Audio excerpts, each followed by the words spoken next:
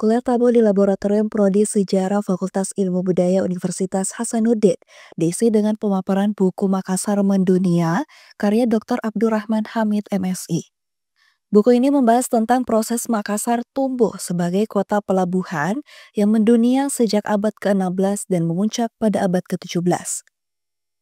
Pembahasan dalam buku tersebut menekankan Makassar sebagai kota yang terbuka untuk berbagai suku, bangsa, dan agama, sehingga menjadi pusat pertemuan budaya dan ekonomi di Nusantara.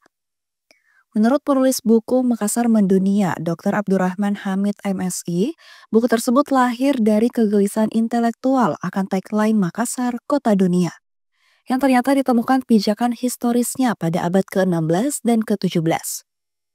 Buku Makassar Mendunia ini ingin menjelaskan proses perkembangan Makassar sebagai kota pelabuhan yang mendunia dari abad ke-16 hingga abad ke-17.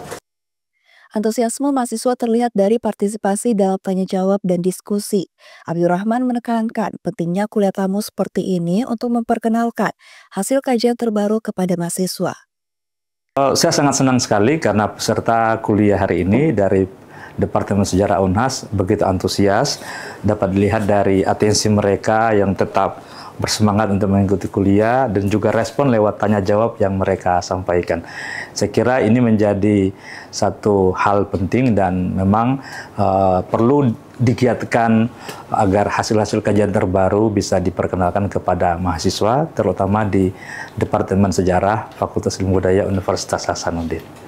Prodi Sejarah Unhas sebagai pelaksana kuliah tamu menegaskan komitmen untuk menjadikan kajian akademis sebagai landasan membaca kembali jejak historis Makassar, sekaligus memberi ruang bagi mahasiswa untuk terinspirasi melakukan penelitian sejarah yang relevan di masa depan.